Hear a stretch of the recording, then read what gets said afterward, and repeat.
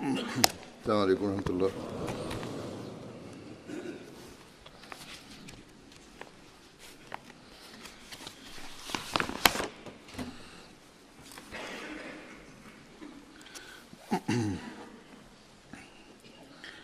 أشهد أن لا إله إلا الله وحده لا شريك له وأشهد أن محمدا عبده ورسوله أما بعد فأعوذ بالله من الشيطان الرجيم بسم الله الرحمن الرحيم الحمد لله رب العالمين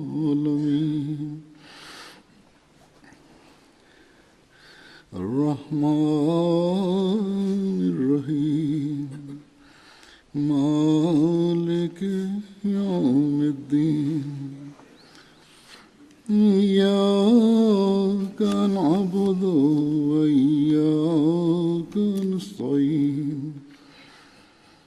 اهدنا الصراط المستقيم صراط الذين أنعمت عليهم غير المغضوب عليهم ولا الضالين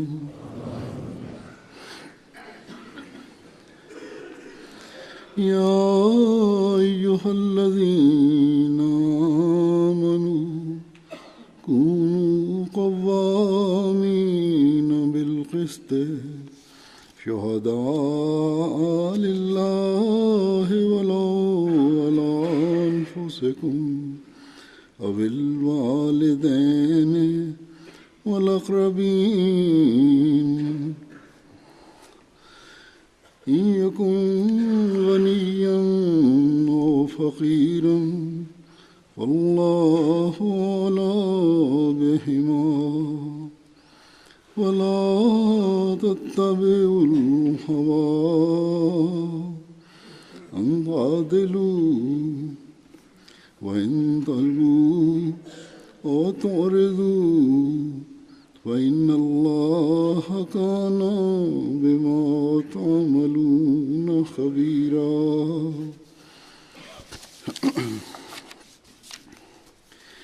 يا أيها الذين آمنوا كونوا قوامين لله شهداء بالقسط ولا يجرمنكم شنآن قوم على ألا تعدلوا اعدلوا وأقرب للتقوى واتقوا الله إن الله خبير بما تعملون وممن خلقنا أمة يهدون بالحق وبه يعدلون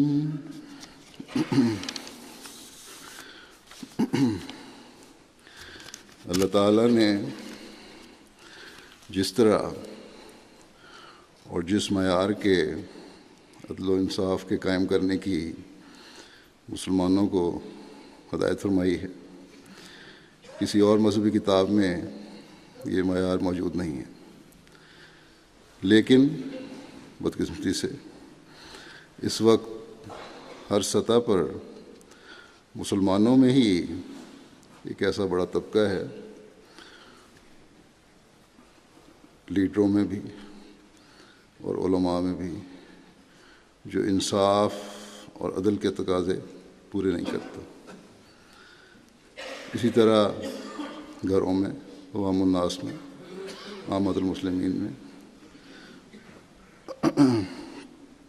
عام معاملات میں انصاف اور عدل کے وہ معیار عموماً دیکھنے میں نہیں آتے جو اللہ تعالیٰ نے قائم فرمائے، جس کی ایک مومن سے توقع کی جاتی ہے۔ گھریلو ناچاکیوں کے معاملات ہیں تو اس کے لیے مردوں کی طرف سے، عورتوں کی طرف سے بھی بسا اوقات غلط واقعات کے ساتھ عدالتوں میں مقدمات پیش کیے جاتے ہیں، غلط گواہیاں پیش کی جاتی ہیں، ناجائز حقوق لینے کے لیے یا کسی کا حق مارنے کے لیے جھوٹ اور غلط بیانی سے کام لیا جاتا ہے۔ غرض کہ بہت بڑی تعداد ایسی ہے جو اپنا حق لینے یا یہ سمجھتے ہوئے کہ میرا حق ہے اور دوسرے کا حق مارنے کے لیے سچائی سے کام نہیں لیتی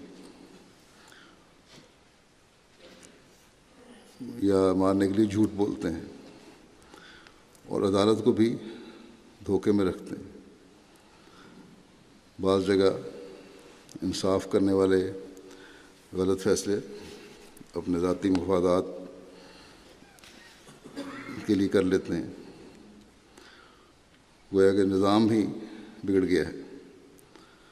تو بہرحال اس بے انصافی سے معاشرے میں برائیاں پھیلتی چلی جاتی ہیں، پھر قومی سطح پر حکمران انصاف کے تقاضے پورے نہیں کرتے، نہ اپنی رعایا کے لیے ہی انصاف کے تقاضے پورے کیے جا رہے ہوتے ہیں، نہ ہی ملکوں کے آپس کے تعلقات میں انصاف کے تقاضے پورے کیے جاتے ہیں۔ علماء ہیں تو انہوں نے مذہب کو اپنی ذاتی مفادات حاصل کرنے کا ذریعہ بنا لیا ہے، اور دعویٰ مسلمانوں کا یہ ہے کہ ہم خیر امت ہیں اور اسلام ہی دنیا کے مسائل کا بہترین حل پیش کرتا ہے۔ یقیناً مسلمان خیر امت ہیں اگر وہ اللہ تعالیٰ کے حکموں پر چلیں اور قرآن کریم کی تعلیمات پر عمل کریں۔ یقیناً اسلام ہی دنیا کے تمام مسائل کا حل پیش کرتا ہے، بشرطے کہ اس کی تعلیم کے مطابق حق اور انصاف قائم کیا جائے۔ یہ آیات جو میں نے تلاوت کی ہیں یہ 3 مختلف صورتوں کی ہیں، النساء کی، المائدہ کی اور الاعراف کی۔ پہلی آیت جو النساء کی ہے اس کا ترجمہ یہ ہے کہ اے وہ لوگو جو ایمان لائے ہو، اللہ کی خاطر گواہ بنتے ہوئے انصاف کو مضبوطی سے قائم کرنے والے بن جاؤ، خواہ خود اپنے خلاف گواہی دینی پڑے یا والدین اور قریبی رشتہ داروں کے خلاف، خواہ کوئی امیر ہو یا غریب، دونوں کا اللہ ہی بہترین نگہبان ہے۔ بس اپنی خواہشات کی پیروی نہ کرو، مبادہ عدل سے گریز کرو۔ اگر تم نے گول مول بات کی یا پہلو تہی کی کر گئے تو یقیناً اللہ جو تم کرتے ہو اس سے بہت باخبر ہے۔ بس یہ وہ حکم ہے عدل کے معیار قائم کرنے کا، ذاتی گھریلو معاملات میں بھی اور معاشرتی معاملات میں بھی، کہ جیسے بھی حالات ہو جائیں انصاف اور عدل پر ہمیشہ قائم رہنا ہے۔ مومنوں کو یہ حکم ہے اللہ تعالیٰ کی خاطر اور اللہ تعالیٰ کے حکموں کے مطابق مومن کی گواہی ہونی چاہیے،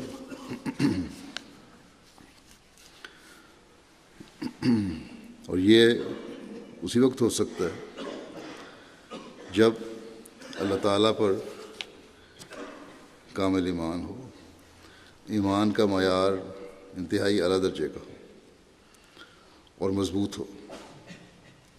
اس بات پر انسان قائم ہو کہ جو بھی حالات مجھ پر گزر جائیں میں نے انصاف پر مضبوطی سے قائم رہنا ہے، اور یہ مضبوطی اسی وقت پیدا ہوتی ہے جب انسان اپنے خلاف بھی، یا اس کا مضبوطی کا تبھی پتہ لگے گا جب انسان اپنے خلاف بھی گواہی دینے کے لیے تیار ہو، اپنے بیوی بچوں کے خلاف بھی گواہی دینے کے لیے تیار ہو، اپنے والدین کے خلاف بھی اگر ضرورت پڑے تو گواہی دینے کے لیے تیار ہو، قریبی رشتہ داروں کے خلاف بھی گواہی دینی پڑے تو تیار ہو۔ فرمایا کہ خواہشات کی پیروی عدل سے دور کرتی، اگر اپنی خواہشات کی پیروی کرنے لگے تو عدل اور انصاف سے دور ہو جاؤ گے۔ آج کل معاشرے کے بہت سے مسائل اس لیے ہیں کہ عدل اور انصاف کے معیار اس پائے کے نہیں ہیں جو اللہ تعالیٰ چاہتا ہے۔ اپنی باتوں کو توڑ مروڑ کر پیش کرنا عام بات ہے۔ افسوس اس بات کا ہوتا ہے کہ بعض اوقات ہم میں سے بھی بعض لوگ دنیا داری اور ماحول کے زیر اثر باوجود حضرت مسیح موعود علیہ الصلوۃ والسلام کی بیعت میں آنے کے ایسی باتیں کر جاتے ہیں اور ایسی گواہی دیتے ہیں جو حقائق سے دور ہوتی ہے۔ اللہ تعالیٰ تو فرماتا ہے کہ چاہے ذاتی یا اپنے والدین کا نقصان بھی ہو جائے تو پھر بھی کبھی ایسی بات نہ کرو جو گول مول ہو، یا کسی بھی طرح یہ تاثر پیدا ہو کہ حقائق کو چھپانے کے لیے پہلو تہی کی گئی ہے، بچنے کی کوشش کی گئی ہے، سچی گواہی دینے میں بچنے کی کوشش کی گئی۔ یہ باتیں ہم روزمرہ کے معاملات میں دیکھتے ہیں، مثلاً میاں بیوی کے معاملات ہیں، قضاء میں بہت سارے ایسے معاملات آتے ہیں جہاں حقائق سے کام نہیں لیا جاتا۔ لین دین کے معاملات ہیں، ان میں بھی ہم دیکھتے ہیں وہاں حقائق چھپائے جاتے ہیں۔ بعض دین کا علم رکھنے والے اور بظاہر خدمت میں پیش بھی ایسی حرکتیں کر جاتے ہیں کہ انسان پریشان ہو جاتا ہے کہ ایسے لوگ بھی اس قسم کی باتیں کر سکتے ہیں جو بظاہر بڑے عالم ہیں اور دین کا علم رکھنے والے ہیں اور ان کا نیک اثر بھی قائم ہے۔ اللہ تعالیٰ تو فرماتا ہے کہ اپنے خلاف، اپنے والدین کے خلاف، اپنے قریبی خونی رشتوں کے خلاف بھی حق کو نہ چھپاؤ، حق کو بہرحال ظاہر کرو۔ یہ لوگ صرف دوستیاں نبھانے کے لیے یا اپنے ذاتی مفادات کے لیے حق چھپاتے ہیں، گول مول بات کرتے ہیں یا سچی گواہی دینے سے پہلو دہی کرتے ہیں، اور اپنی بات کی تائید کے لیے انہوں نے تیاری بھی خوب کی ہوتی ہے کہ کس طرح اس سے بچنا ہے اگر ظاہر ہو جائے تو، یا کیا دلیاں دینی ہیں۔ لیکن ہمیشہ یاد رکھنا چاہیے کہ اللہ تعالیٰ فرماتا ہے کہ جو کچھ بھی تم کرتے ہو اس سے اللہ تعالیٰ خوب باخبر ہے، اس کو اچھی طرح اس کا علم۔ اللہ تعالیٰ کو دھوکہ نہیں دیا جا سکتا۔ اس دنیا کے فائدے تو اللہ تعالیٰ فرماتا ہے تم حاصل کر سکتے ہو، لیکن اگر اللہ تعالیٰ کی پکڑ سے یہاں بچ بھی گئے تو اگلے جہان میں پکڑے جاؤ گے۔ ہمارے تمام عملوں کی خبر رکھنے والا خدا وہ سارا اعمال نامہ سامنے رکھ دے گا جس میں ساری باتیں ہوں گی۔ بس جس امام کو ہم نے ماننا ہے اس نے تو اس قرآنی حکم پر چلتے ہوئے ایسی مثالیں قائم کی ہیں جو غیروں کو بھی حیران و پریشان کر دیتی ہیں۔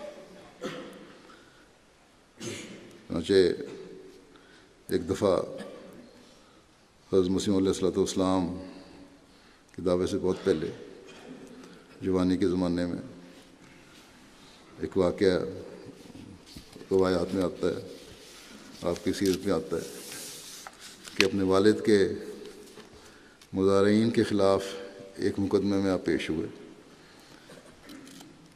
اور حق و انصاف کے تقاضے پورے کرتے ہوئے حق بات کی جس کا فائدہ مضارعین کو ہوا اور ان کے والد کا نقصان ہوا۔ آپ کے وکیل نے کہا بھی آپ کو پہلے کہ اگر جس طرح میں کہتا ہوں اس طرح گواہی نہ دی تو نقصان ہوگا۔ آپ نے فرمایا کہ جو بھی ہو، جو حق بات ہے میں تو وہی بتاؤں گا۔ تو بہرحال جج نے مضارعین کے حق میں ڈگری دے دی، اور دیکھنے والے بتاتے ہیں کہ مقدمے کے ہارنے کے بعد جب آپ کے خلاف فیصلہ ہو گیا، جب آپ واپس ہوئے وہاں سے عدالت سے، تو اس طرح خوش خوش واپس آ رہے تھے کہ لوگ جن کو اس فیصلے کا پتہ نہیں تھا وہ سمجھے کہ شاید آپ مقدمہ جیت کر واپس آ رہے ہیں۔ بس حضرت صلی اللہ علیہ وسلم کے جس غلام صادق کو ہم نے مانا ہے اس کا نمونہ تو یہ ہے، اور اس نمونے کے سامنے رکھتے ہوئے ہمیں اپنی گواہیوں کے ہر معاملے میں جائزے لینے چاہیے۔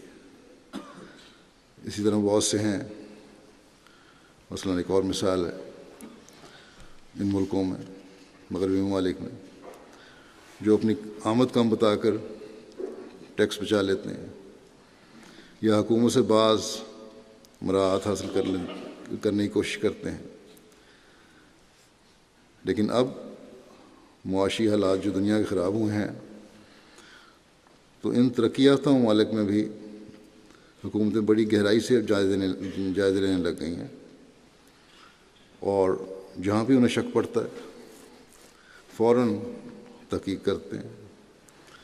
اس لیے احمدیوں کو اپنی اور جماعت کی بدنامی سے بچنے کے لیے اور سب سے بڑھ کر اللہ تعالیٰ کی رضا حاصل کرنے کے لیے دنیاوی نقصان کو برداشت کرنا چاہیے اور حقائق نہیں چھپانے چاہیے، ہمیشہ سچی بات کرنی چاہیے۔ اگر نیت نیک ہوگی، اللہ تعالیٰ کی خاطر گواہ بنتے ہوئے انصاف کو مضبوطی سے پکڑیں گے، اپنی گواہیوں کے معیار کو قول سدید پر قائم کریں گے، تو اللہ تعالیٰ جو رب ہے، جو رازق ہے، وہ خود ہی سامان بھی مہیا فرما دے گا، خود ہی رزق بھی میں برکت ڈال دے گا۔ بس ہمیں ہر وقت اپنے جائزے لیتے رہنا چاہیے۔ اگر ہم انصاف کے ایسے معیار قائم کرنے کی کوشش نہیں کریں گے تو نہ گھروں کا امن و سکون قائم رہ سکتا ہے، نہ اس جہاں ہم رہتے ہیں اس علاقے کا اور معاشرے کا امن اور سکون قائم رہ سکتا ہے۔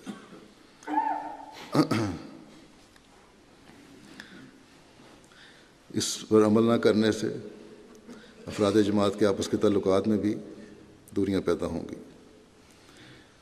حیرت ہوتی ہے، بعض لوگ غلط بیانی اور بے انصافی میں اس حد تک چلے جاتے ہیں کہ بعض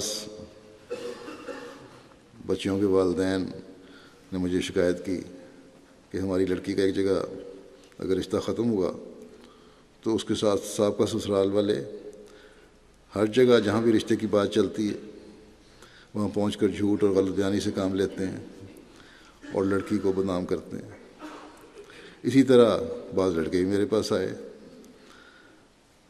جن کو لڑکی کے والدین اس طرح بدنام کر رہے ہیں، ان کے خلاف گواہیاں دے کر ان کے رشتے توڑوائے جا رہے ہیں، ہمیں یا ان میں رکھنا ڈالنے کی کوشش کی جا رہی ہے۔ تو یہ انتہائی خطرناک چیز ہے، معاشرے کا امن برباد کرنے والی بات ہے اور اپنے عہد کو توڑنے والی بات ہے، اللہ تعالیٰ کے حکموں سے دور ہٹنے والی بات ہے۔ اللہ تعالیٰ نے تو ہم پر احسان کیا ہے کہ ہمیں زمانے کے امام کو ماننے کی توفیق دی، بھائی بھائی بنانے کا انتظام فرمایا اللہ تعالیٰ نے، اور ہم اپنے بعض ذاتی مفادات کے لیے یا اپنی اناؤں کی تسکین کے لیے یا دلوں میں بغض و کینہ رکھتے ہوئے ایک دوسرے کے لیے بدلے لینے کی کوشش کرتے ہیں، اور بدلے لینے کے لیے اس حد تک چلے جاتے ہیں کہ خدا تعالیٰ کے خوف کو بھی دلوں سے نکال دیتے ہیں۔ اگر کسی کے خیال میں اس پر زیادتی ہوئی بھی ہے تو اب معاملہ حل ہونے کے بعد، ختم ہونے کے بعد، زیادتی کرنے والے سے علیحدہ ہو جائیں۔ اللہ تعالیٰ جو ہر معاملے کی خبر رکھنے والا ہے اس پر معاملہ چھوڑیں۔ اس بات میں ایک مومن کی سعادت مندی یہی ہے کہ اللہ تعالیٰ پر معاملہ چھوڑے۔ پھر اپنے معاشرے میں انصاف اور عدل اور سچائی قائم کرنے کے بعد اللہ تعالیٰ نے مومنوں کو یہ بھی حکم دیا ہے کہ اپنے ذاتی، معاشرتی اور قومی معاملات سے نکل کر بھی اعلیٰ معیار کا عدل اور انصاف قائم کرنا تمہاری ذمہ داری ہے، اور غیر قوموں سے بھی عدل اور انصاف کا سلوک کرتے ہوئے اس کی اعلیٰ معیار قائم کرو۔ اگر دشمنوں کے ساتھ بھی تم نے عدل اور انصاف کے معیار قائم نہ کیے تو خیال کیا جائے گا کہ تم تقوی پر چلنے والے نہیں۔ چنانچہ سورہ مائدہ کی آیت 9 ہے، اس میں اللہ تعالیٰ جو میں نے تلاوت کی ہے اس کا ترجمہ یہ ہے، اللہ تعالیٰ فرماتا ہے کہ اے وہ لوگو جو ایمان لائے ہو، اللہ کی خاطر مضبوطی سے نگرانی کرتے ہوئے انصاف کی تائید میں گواہ بن جاؤ، اور کسی قوم کی دشمنی تمہیں ہرگز اس بات پر آمادہ نہ کرے کہ تم انصاف نہ کرو۔ انصاف کرو، یہ تقوی کے سب سے زیادہ قریب ہے، اور اللہ تعالیٰ سے ڈرو، یقیناً اللہ اس سے ہمیشہ باخبر رہتا ہے جو تم کرتے ہو۔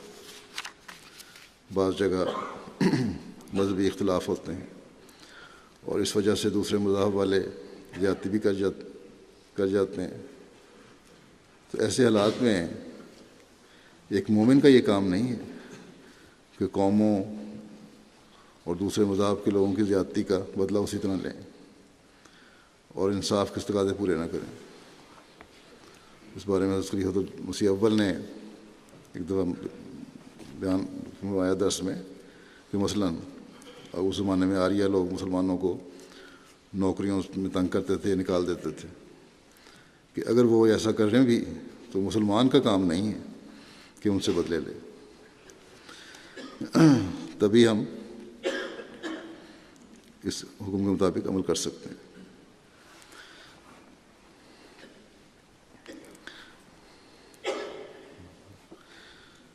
مومن کا ایک کام کبھی نہیں ہے کہ انصاف قائم نہ کرے، مومن کا یہ کام ہے کہ انصاف قائم کرے اور تقوی سے کام لے اور اپنا معاملہ خدا تعالیٰ پر چھوڑے جو ہر چیز سے باخبر ہے۔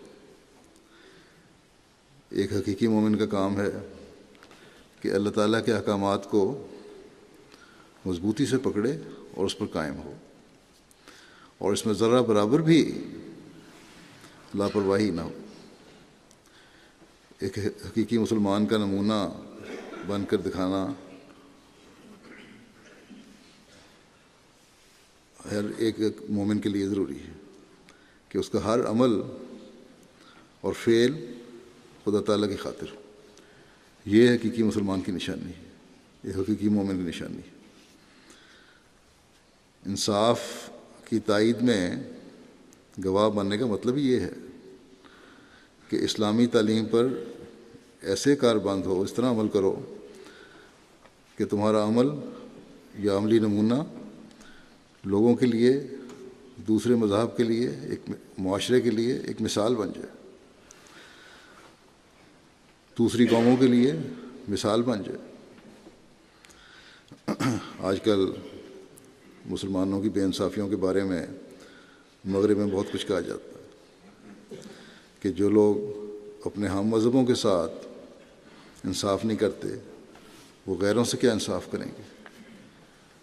یہ بہت بڑا المیہ ہے اور مسلمان ہی اسلام کو بدنام کر رہے ہیں اپنی حرکتوں کی وجہ سے.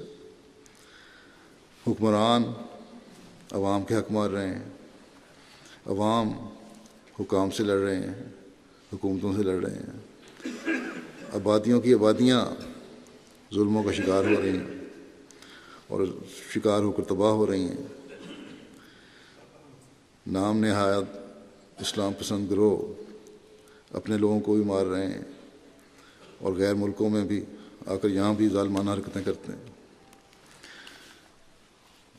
اور اپنے ظلم کو یہ کہہ کر وہ جسٹیفائی کرتے ہیں کہ یہ ہمارے لوگوں کو مار رہے ہیں لوگ، مغربی لوگ، اس لیے ہم بھی اپنا حق استعمال کر رہے ہیں.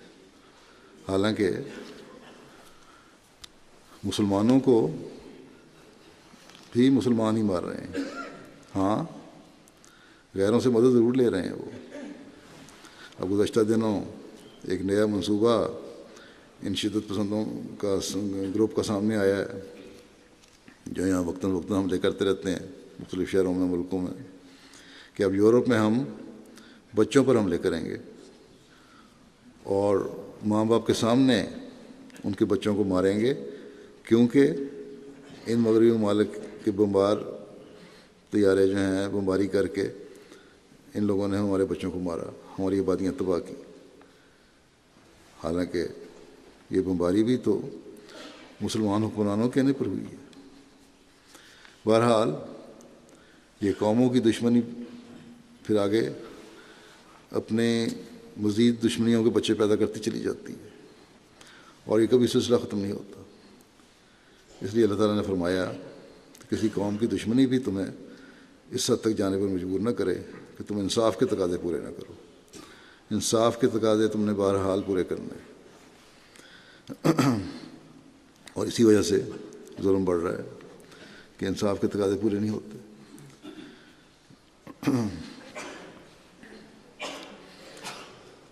اور جو غیر مسلم ہمارے خلاف ہیں وہ بھی اس لیے کہ مسلمانوں کے عملی نمونے اسلامی تعلیم کے خلاف ہیں. چاہیے تو یہ تھا کہ مسلمان اپنے نمونے دکھاتے ہوئے اسلام کی خوبصورت تعلیم دنیا کو بتاتے ہوئے اسلام کی تبلیغ کرتے، لیکن یہاں تو حساب ہی الٹا ہے اور ظلموں کے علاوہ تو کچھ دیکھنے میں نہیں آتا مسلمان ممالک میں. اسلام کی تائید میں گواہی تو یہ اللہ تعالیٰ کی تائید میں گواہی اگر ہے تو اسلامی تعلیم کی خوبصورتی بیان کر کے ہی دی جا سکتی ہے. قرآن کریم کا کتنا خوبصورت حکم ہے کہ کسی قوم کی دشمنی تمہیں اس بات پر آمادہ نہ کرے کہ تم انصاف نہ کرو.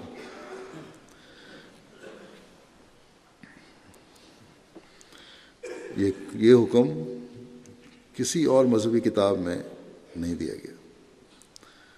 انصاف قائم کرنے کے لیے کوئی امتیاز نہیں ہے. انصاف حاصل کرنے کا حق مسلمان اور غیر مسلم دونوں کو برابر ہے، بلکہ دشمنوں کے ساتھ سلوک میں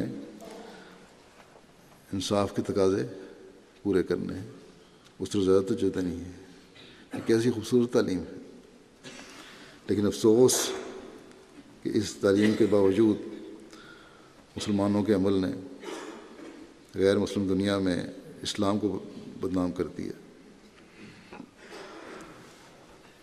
عام مسلمان علماء، حکمران، علماء سب یہ حرکتیں کر رہے ہیں اور ان کی یہ حرکتیں ہم پر یہ ذمہ داری ڈالتی ہیں کہ اپنے عملی نمونوں سے دنیا کو بتائیں کہ اسلام کس قدر انصاف اور عدل کی تعلیم دیتا ہے، کہ دنیا میں امن اور سلامتی کا قیام جس کی وجہ سے ہو سکتا ہے۔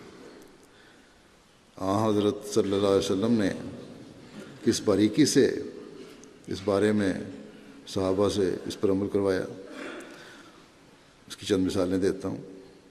ایک دفعہ حضرت صلی اللہ علیہ وسلم نے خبر رسانی کے لیے کچھ صحابہ کو بھجوایا مکے۔ مسلمانوں کے اس وقت جو حالات تھے وہ انتہائی خطرناک تھے، ہر وقت دشمنوں کے حملوں اور ان کی طرف سے نقصان پہنچانے کی کوششوں کا خطرہ رہتا تھا۔ ایسے حالات میں جب یہ صحابہ خبر لانے کے لیے گئے تو حرم کی حد میں انہیں کچھ آدمی ملے، دشمنوں کے آدمی تھے۔ ان مسلمانوں نے سوچا کہ انہوں نے ہمیں دیکھ لیا، اگر ہم نے اب ان کو زندہ چھوڑا تو یہ مکہ والوں کو خبر کر دیں گے اور وہ ہم پر حملہ کریں گے اور ہمیں مار دیں گے۔ اس سوچ کے ساتھ صحابہ نے ان کافروں کو حملہ کر کے ان میں سے ایک یا دو کو مار دیا۔ جب یہ صحابہ واپس مدینہ پہنچے تو پیچھے مکہ والوں کے آدمی بھی آ گئے کہ اس طرح آپ کے لوگ ہمارے 2 آدمی مار کر آ گئے ہیں اور حرم کے اندر مارے ہیں انہوں نے۔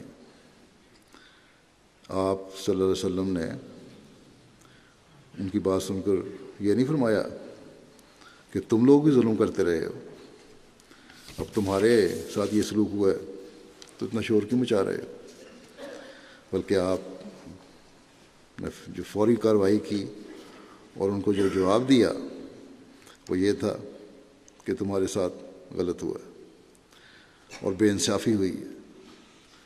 ممکن ہے حرم میں ہونے کی وجہ سے کافروں نے پوری طرح دفاع کی کوشش نہ کی ہو، اس لیے آپ صلی اللہ علیہ وسلم نے فرمایا کہ عربوں کے دستور کے مطابق دونوں مقتولین کا خون بہا ادا کیا جائے گا،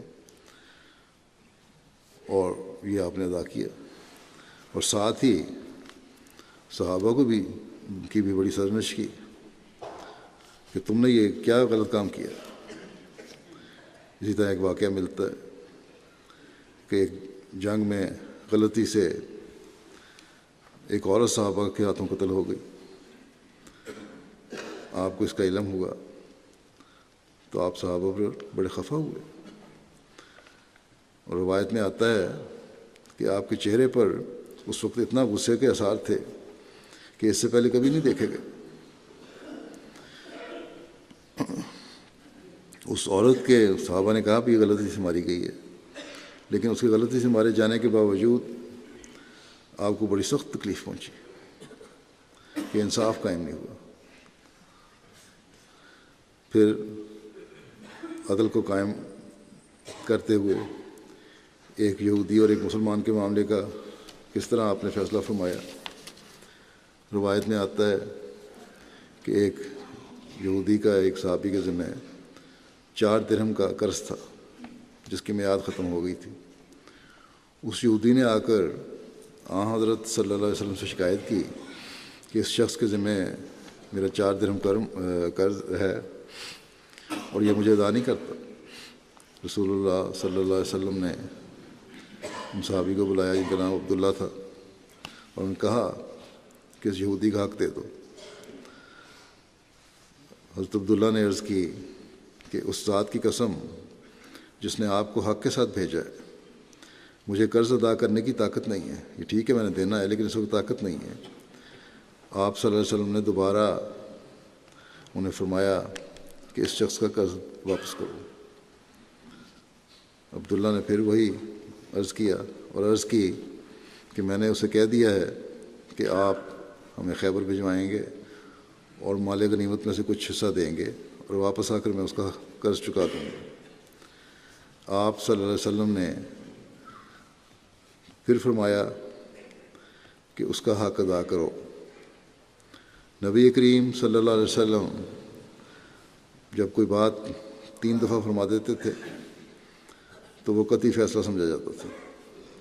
چنانچہ حضرت عبداللہ اسی وقت بازار گئے، انہوں نے ایک چادر بطور تہ بند کے باندھی ہوئی تھی اور سر کا کپڑا بھی تھا۔ سر کا کپڑا اتار کر انہوں نے تہ بند کی جگہ باندھ لیا اور چادر 4 درہم میں بیچ کر قرض ادا کر دیا۔ تو یہ معیار تھے جو آپ نے قائم فرمایا۔ یہودی کو یہ نہیں فرمایا کہ اس نے جب مہلت مانگی ہے تو مہلت دے، بلکہ اپنے صحابی کو یہ کہا کہ فوری اس کا قرض ادا کرو، اور اس کے لیے انہیں اپنے تن کے کپڑے بھی اتار کے بیچنے پڑے۔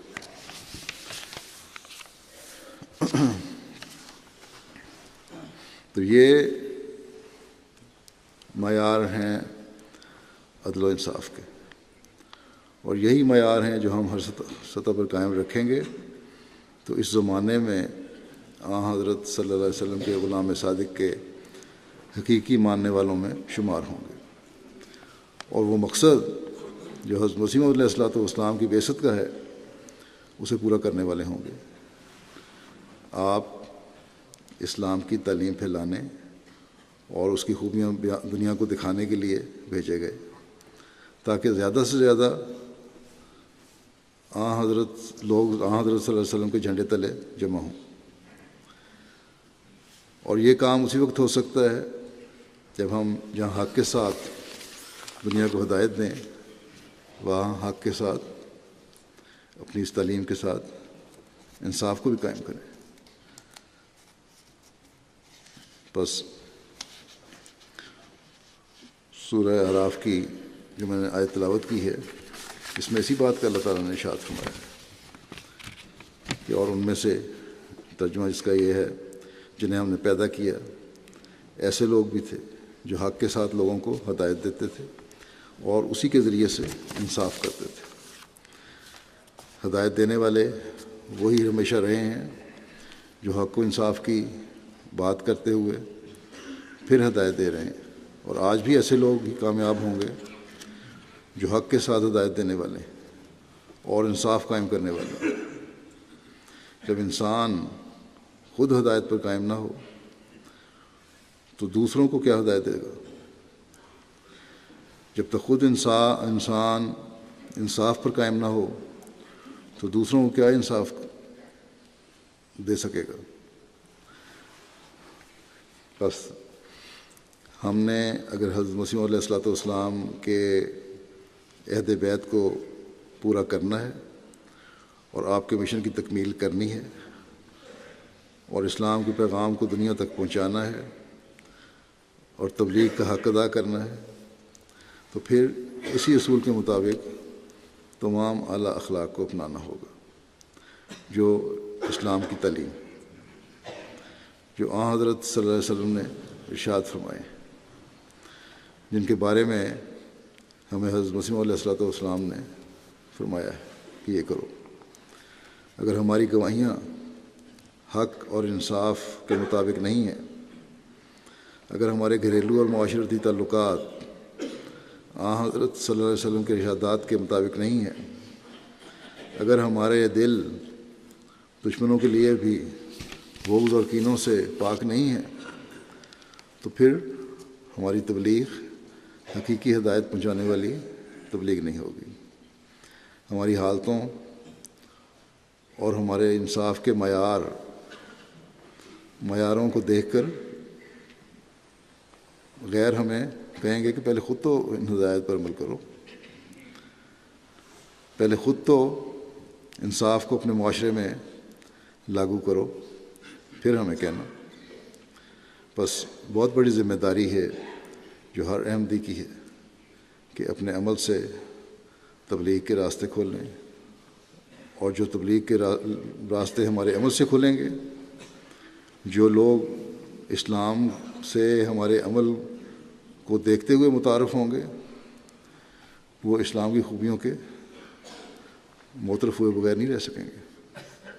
اللہ تعالیٰ کرے کہ ہم اللہ تعالیٰ کے حکم پر چلتے ہوئے اپنی زندگیوں کو ڈھالنے والے ہوں اور حضرت مسیح موعود علیہ السلام کی بیعت کے حق کو پورا کرنے والے ہوں اور آپ کی بیعت کا حق ادا کرنے والے ہوں. ہم دوسروں کے لیے ہدایت اور انصاف کا نمونہ بننے والے ہوں. نمازوں کے بعد میں ایک جنازہ غائبی پڑھاؤں گا جو مکرم حسن محمد خان عارف صاحب کا ہے، جو مکرم فضل محمد خان صاحب شملوی کے صاحبزادے تھے. آپ حسن محمد خان عارف صاحب سابق نائب وکیل تبشیر روا تھے، پھر اور احمدیہ مدیر بھی تھے احمدیہ گزٹ کینیڈا کے. 3 نومبر کو 97 سال کی عمر میں ان کا انتقال ہو گیا. انا للہ و انا الیہ راجعون. اللہ تعالیٰ کے فضل سے موسی تھے. حسن محمد خان عارف صاحب 26 جنوری 1920 کو جلندھر میں پیدا ہوئے. ان کے والد فضل محمد خان صاحب شملوی نے 1915 میں حضرت خلیفۃ مسیح ثانی کے دست مبارک پر بیعت کی سعادت پائی تھی. ان کے والد حسن محمد خان صاحب کے والد 35 سال تک سرکاری محکموں میں کام کرتے رہے اور ڈپٹی اسسٹنٹ فائنینشیل ایڈوائزر کے طور پر ریٹائر ہوئے. ان کو تبلیغ کا بڑا شوق تھا. اس زمانے میں بھی 2 انگریزوں کو انہوں نے 2 انگریز ان کے ذریعے سے مسلمان ہوئے اور اس کے علاوہ درجنوں افراد کو احمدیت قبول کرنے کی توفیق ملی ان کے ذریعے سے. انہوں نے بی اے کیا، پھر بڑا لمبا عرصہ نوکری کرتے رہے. پہلے سرکاری نوکری کر رہے تھے، پھر بی اے کیا حضرت مسلم موعود کے کہنے پہ، پھر بعد میں ایم اے بھی کیا ربا میں آ کے. 1943 میں حضرت مسلم موعود جب دہلی تشریف لے گئے تو اس وقت حسن محمد خان عارف صاحب نے اپنی زندگی وقف کرنے کا فیصلہ کیا، جبکہ اس وقت آپ گورنمنٹ آف انڈیا کے ایک محکمے میں ملازمت کر رہے تھے. حسن محمد خان عارف صاحب نے جب یہ بات اپنے والد صاحب کو بتائی تو بڑے خوش بھی ہوئے اور ساتھ انہوں نے یہ بھی نصیحت کی کہ وقف کرنے جا رہے ہو تو یہ نہ سمجھنا کہ بڑا تمہیں آرام ملے گا. اگر وقف کرنا ہے حقیقی رنگ میں تو یاد رکھو کہ یہ کانٹوں کی سیج ہے اور شہزادگی والی زندگی تمہیں نہیں ملے گی یہاں. اور عام آدمی کی طرح تمہیں رہنا ہوگا اور موجودہ جو تمہاری آمدنی ہے اس کی نسبت بہت کم تمہیں مشاہرہ ملے گا اور اس پہ گزارا کرنا تم نے. بہرحال انہوں نے کہا کہ میں وقف کروں گا اور والد صاحب کے ساتھ حضرت مسلم موعود کی خدمت میں حاضر ہوئے. تو حضرت مسلم موعود نے فرمایا کہ پہلے اپنا بی اے مکمل کرو پھر وقت پہ آنا. چنانچہ 1945 میں انہوں نے بی اے کیا. پھر حضرت مسلم موعود کو اطلاع دی اور آپ نے فرمایا کہ فوراً رپورٹ کرو. اس کے مطابق آپ مرکز میں پہنچ گئے استعفیٰ دے کر گورنمنٹ کی سروس کا، اور وہاں ان کو آپ کو نائب وکیل تجارت مقرر کیا گیا. اور پھر ہندوستان کی تقسیم کے وقت حسن محمد خان عارف صاحب نے درویش کے طور پر قادیان میں مستقل رہنے کی درخواست کی. حضرت مسلم موعود نے اس کو قبول فرمایا، لیکن بہرحال مرکز کی ضرورت کے تحت کچھ عرصے بعد ان کو پاکستان میں بلوا لیا گیا. وہاں نائب وکیل تجارت کے طور پر ذمہ داری دی گئی. پھر فرقان فورس کے دفتر انچارج بھی رہے. 1951 میں دفتر وکالت تبشیر میں تقرر ہوا. پھر 1953 کے فسادات پنجاب کے دوران دفاتر تحریک جدید پر پولیس نے چھاپہ مارا. اس دوران حسن محمد خان عارف صاحب کو بھی گرفتار کیا گیا، اور کیونکہ ہم پاس رپورٹیں جو آتی ہیں دنیا سے اور خطوط لکھتے تھے ہم مبلغین کو ہر ماہ. بہرحال ماشاء اللہ لگنے کے بعد ان کی رہائی ہوئی. یوں آپ کو اسیر رائے مولا رہنے کی بھی توفیق اللہ تعالیٰ نے دی. دفتر کمیٹی آبادی کے انچارج رہے آپ. پھر دوبارہ وکالت تبشیر میں چلے گئے، نائب وکیل تبشیر رہے. 30 سال تک آپ کو نائب وکیل تبشیر کے طور پر خدمت کی توفیق ملی. مختلف دوسرے دفاتر میں بھی عارضی طور پر کام کرتے رہے. اس کے ساتھ ساتھ وکیل الدیوان رہے، وکیل التعلیم رہے، وکیل الزراعت رہے، وکیل المال رہے، افسر امانت رہے. 1981 میں انہوں نے ریٹائرمنٹ لی. اس کے بعد ایک کینیڈا ہجرت کر گئے اور کینیڈا جا کر احمدیہ گزٹ کے ایڈیٹر کے طور پر خدمت شروع کر دی اور 2006 تک 26 سال تک اس خدمت پر آپ کو یہ خدمت کی توفیق ملی. ابتدائی شروع میں موسیان میں سے تھے. وصیت نمبر آپ کا 5745 تھا.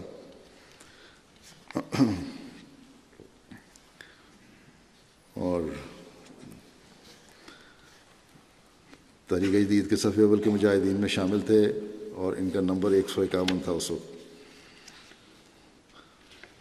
1978 میں انہوں نے ایک کتاب مقدس کفن تصنیف کی اردو زبان میں. انگریزی میں اس تصنیف کا آغاز کیا تھا کہ انگلش بھی اچھی تھی، لیکن حضرت خلیفۃ مسیح ثالث نے ارشاد فرمایا کہ اردو زبان میں کتاب تحریر کریں، کیونکہ اردو زبان میں حضرت مسیح ناصری کے کفن کے متعلق یہ پہلی کتاب ہوگی. اس کے علاوہ بچوں کی کتابیں بھی بعض آپ نے تصنیف کیں، جن میں حضرت مسیح علیہ السلام کی پیش گوئیاں اور سیدنا بلال وغیرہ شامل ہیں.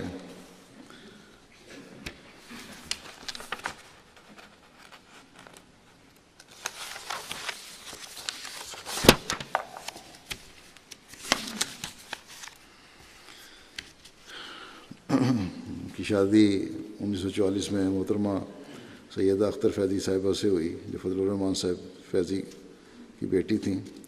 ان سے ان کے 4 بیٹے اور 2 بیٹیاں ہیں جو امریکہ اور کینیڈا میں ہی ہیں. بڑے ان کے بہو لکھتی ہیں جو فرید احمد عارف کی بیوی ہیں کہ میں نے دیکھا ہے کہ بڑے تہجد گزار اور باقاعدہ گریہ وزاری کے ساتھ نماز ادا کرنے والے، خلافت کے ساتھ بے پناہ عشق اور اطاعت کا تعلق تھا. اور ان کی وفات کے بعد کہتی ہیں ہمیں علم ہوا کہ پاکستان میں کئی بیوائیں اور یتیم بچے ایسے تھے جن کی مستقل مالی امداد آپ کیا کرتے تھے.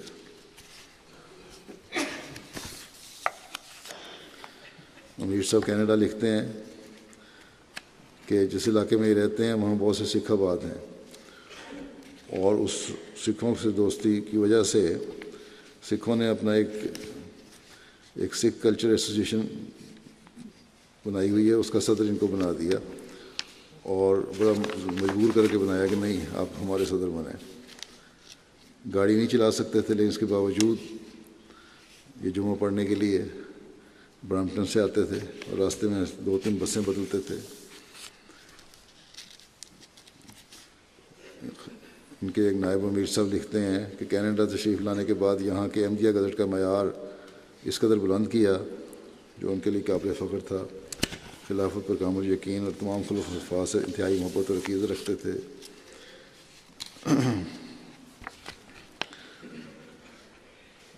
میں بھی ان کو بچپن سے جانتا ہوں، لیکن خلافت کے بعد ان کا بالکل ایک ایسی تبدیلی تھی جو دیکھ کر حیرت ہوتی تھی. اور شروع میں جب کمپیوٹر وغیرہ نہیں تھے تو احمدیہ گزٹ کا اردو حصہ اپنے ہاتھ سے لکھتے تھے اور انگریزی حصہ ٹائپ کیا کرتے تھے. پھر خطبات جو تھے وہ ان کے انگریزی ترجمے کرتے اور بار بار پڑھتے جب تک اطمینان نہ ہو جاتا. اس وقت تک گزٹ میں شامل نہ کرتے. حافظہ بھی بڑا اچھا تھا، اسلامی تاریخ کا گہرا مطالعہ تھا، کوئی نہ کوئی کتاب اور رسالہ ہر وقت زیر مطالعہ رہتا تھا. بار بڑے شوق سے پڑھنے والے، اکثر صحابہ کے ایمان افروز واقعات سنایا کرتے تھے. ان کے زمانے میں شاید ہی کہتے ہیں لکھنے والے کہ ایسا پرچہ ہو احمدیہ گزٹ کا جس میں حضرت خلیفۃ المسیح اول رضی اللہ عنہ کی مرکات الیقین سے کوئی نہ کوئی ایمان افروز واقعہ اردو اور انگریزی دونوں میں شائع نہ ہو.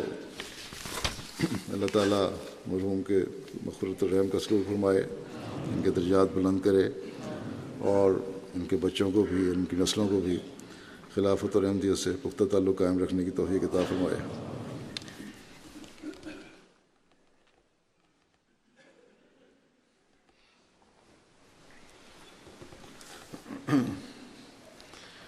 الحمد لله نحمده ونستعينه ونستغفره ونؤمن به ونتوكل عليه ونعوذ بالله من شرور أنفسنا ومن سيئات أعمالنا من يهده الله فلا مضل له ومن يضلل فلا هادي له ونشهد أن لا إله إلا الله ونشهد أن محمدا عبده ورسوله عباد الله رحمكم الله إن الله يأمر بالعدل